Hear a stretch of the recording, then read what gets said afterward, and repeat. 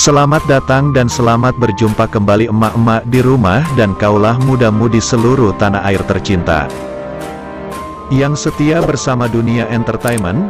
Kali ini akan memberikan kabar terbaru, teraktual dan terpercaya seputar terpaksa menikahi tuan muda.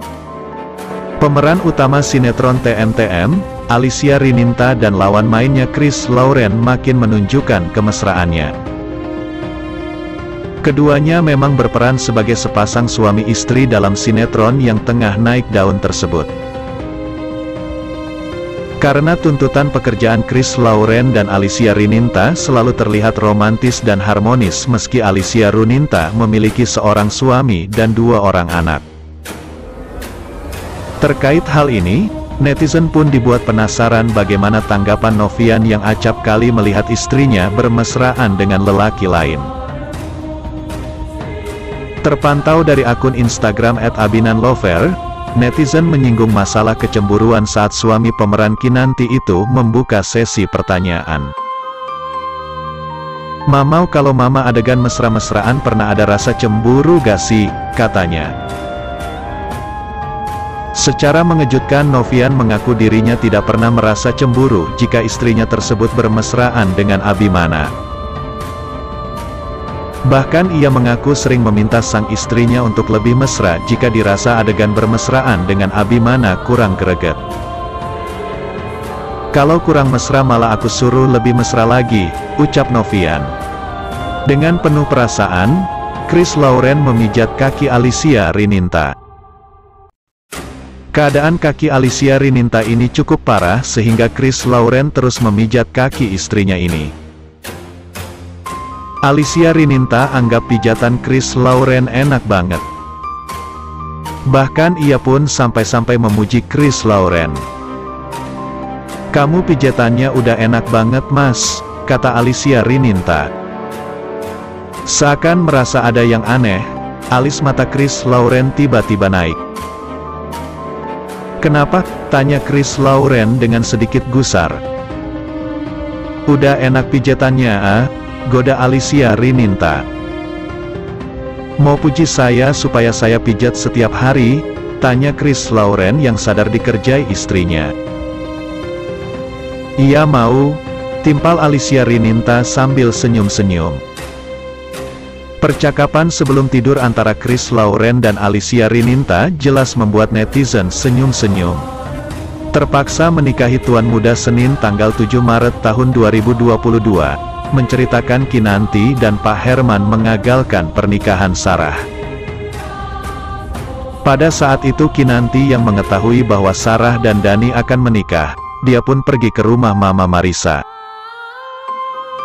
Di sana Kinanti memberitahukan bahwa Sarah akan menikah dengan Dani di salah satu kafe. Mendengar hal itu, Mama Marissa pun cemas dan segera menghubungi Pak Herman agar menghentikan acara tersebut. Setelah menghubungi Pak Herman, Mama Marissa dan Kinanti bergegas pergi ke acara tersebut untuk menggagalkan pernikahan mereka. Pada saat Dani akan membacakan ijab kabul, semua orang kaget karena mendengar Pak Herman menghentikan pernikahan mereka. Pak Herman berteriak agar Dani menghentikan pernikahan itu karena dia tidak merestuinya. Pak Penghulu pun kaget melihat kedatangan Herman tersebut dan dia menanyakan ada hubungan apa Pak Herman dan Sarah. Pak Herman memberitahu bahwa dia adalah orang tua Sarah dan dia tidak bisa membiarkan anaknya menikahi Dani. Pak Penghulu dibuat bingung karena sebelumnya Sarah telah memberitahu bahwa dia tidak memiliki keluarga lagi. Lalu Sarah menegaskan bahwa dia tidak menganggap Pak Herman sebagai orang tuanya dan dia juga memanggil satpam untuk mengusirnya. Di sisi lain, Reno merasa kesal karena dia terus diikuti oleh David saat akan pergi ke rumah Amanda. Setelah tiba di rumah Amanda, Reno memberitahu bahwa David selalu mengikutinya. Amanda meminta Reno agar lebih berhati-hati dan waspada, jika tidak, semua rencana mereka akan terbongkar. Sebelumnya, Reno merasa kesal karena dia terus diikuti oleh David saat akan pergi ke rumah Amanda. Setelah tiba di rumah Amanda, Reno memberitahu bahwa David selalu mengikutinya. Amanda meminta Reno agar lebih berhati-hati dan waspada, jika tidak, semua rencana mereka akan terbongkar. Reno pun mengerti dan dia berencana untuk menyingkirkan David agar tidak ada lagi penghalang. Lalu mereka melihat berita di televisi yang memberitakan soal kasus Abimana yang dinyatakan sebagai tersangka. Pada saat itu, mayat yang dikira sebagai Amanda telah ditemukan di sungai.